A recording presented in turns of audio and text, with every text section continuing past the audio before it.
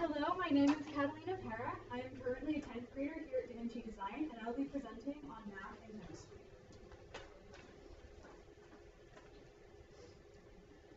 So first for chemistry, I'll be doing Unit 2, Atomic Structure and Nuclear Chemistry. Personally, it's one of my favorite units, and we'll start with talking about the atoms. So the entire universe, as you may already know, is made of atoms. That's why you can't trust them. They make up everything. Hey. And so what is this mysterious particle? Well, actually it's quite simple. We have this, there are basically two parts. There's the nucleus and the electron shells. So the nucleus, which is a hard, dense center, it actually makes up most of the atom with only, in fact, the mass of the electrons is often discounted for simple chemistry simply because they weigh so little. But the nucleus is made out of neutrons, which are these sort of particles, and these happy, positive, super joyful protons, and these negatively charged neutrons, which are just kind of sad. Now, also, I will point out that this is not to scale. Normally, 99% of the atom is actually empty space, with the the 1% is actually the nucleus. So this is not to scale. These would mainly be somewhere out there. And also, clearly, atoms are not this size. This is blown up. And so, now how did we learn this? There have been several experiments done to calculate or to figure out how this amazing structure works with some evidence. This is from homework, and this is from the exam. So first, originally, the ancient Greeks theorized that the universe was made of these tiny little hard spheres that are indestructible. It's actually a pretty cool idea. Sadly, that's not true. J.J. Thomson in 1897 proved, he theorized about the plum pudding model through the use of the cathode ray experiment, where he shot electricity through a vacuum tube with atoms on one side, and it created this little green ray, which he called a cathode ray. And it was attracted to a positively charged plate that was placed over it, so he knew these were negative particles, and because of foil that was inside of the vacuum tube, he knew that these particles were also smaller than that of regular atoms. So these negatively charged microscopic particles he called electrons, and he theorized the plum pudding model because he was British, with these negative things in this happy, joyful, like pudding sludge. This was later improved upon with the gold foil experiment, which was done by Ernest Rutherford, and he shot alpha particles at a sheet of gold foil, we'll assume it's 1 atom thick, and 99% of them went straight through, but 1% bounced back, which is how he figured out that 99% of the atom is actually empty space. So because of the hard, dense center, which is what rejected the alpha particles, this is called the nucleus. This is the first time that we've seen the nucleus, and it is theorized that it's hard and solid. There's electrons floating around the theoretical paths orbit called electron shells. Later, this was then improved upon by various nuclear experiments done by both Chadwick and Rutherford himself. I don't know exactly if they worked together, but I know they did both end up finding out about the existence of neutrons and protons by shooting various kinds of particles at various elements. And so, now that we have this is what the universe is made out of, right? Well, so how is this all held together? Nuclear forces in atoms. So this is my evidence. You can see, again, homework and an exam. So first, we'll start by electromagnetic force. This is what holds the electrons in place. Because the electrons are attracted to the positively charged nucleus because it's just neutral particles and protons, right? So electromagnetic force is kind of like gravity in that it is a universal force. It applies everywhere, all over the universe at all times. It is what makes negatively charged particles attracted to positively charged particles, and what makes like-charged particles repel. So two positives will just go flying in different directions, same as two negatives. But this doesn't make any sense when you apply it to the actual nucleus of the atom. I mean, if these positive particles with these negative ones, it should all be positive, right? It should all go flying off in different directions. Well, there's this thing called nuclear strong force, which is because they are so close together, it actually overcomes the electromagnetic force.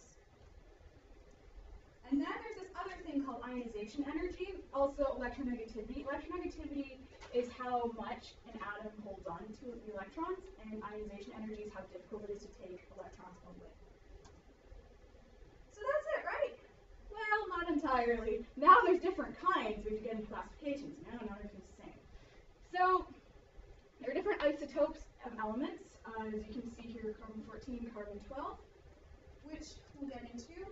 So the basic isotopic notation for atomic atoms, you have the atomic number here, see it's in the symbol, this is carbon, 6, and then the atomic mass.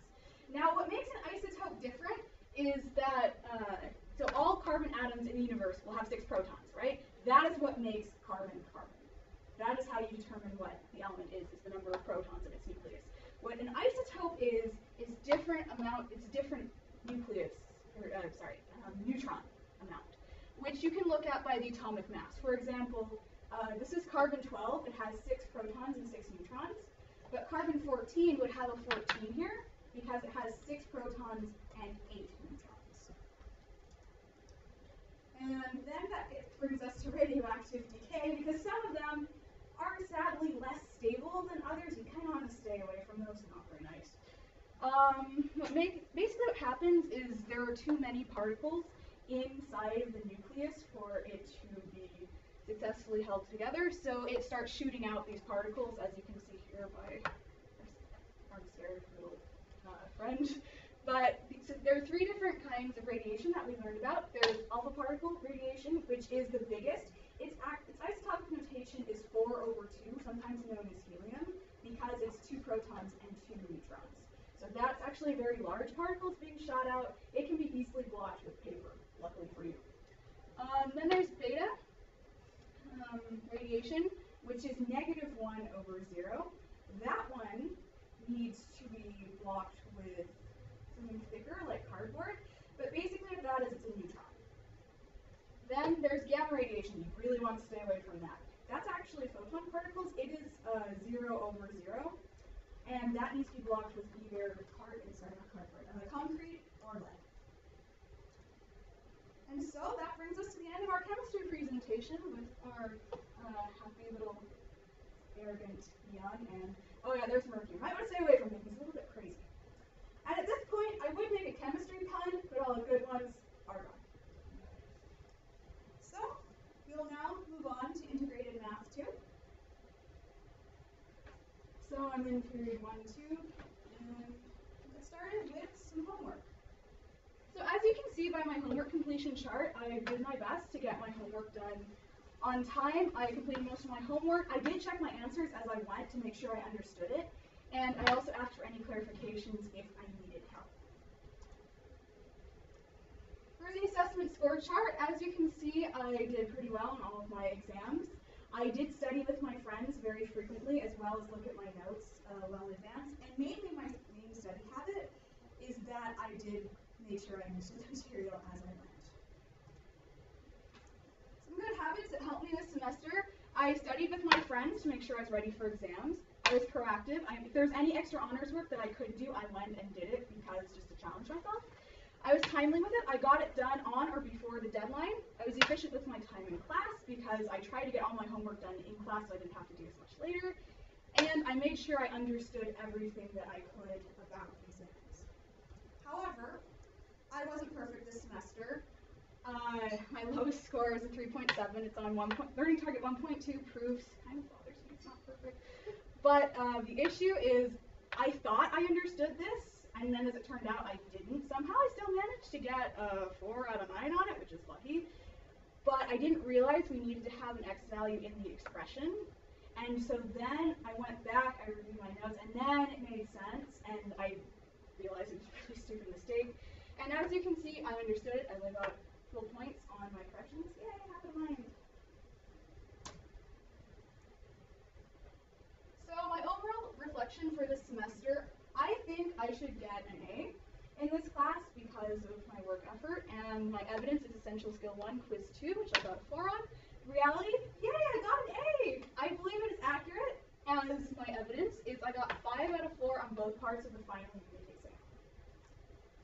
And so, thank you for listening. Our happy little triangle buddy here. sad. As you can see, he's not the sharpest point on the plane. He's not a right triangle, and Pythagorean theorem does not apply to him, but he's just so happy I didn't have the heart to tell him that. So we'll just pretend for his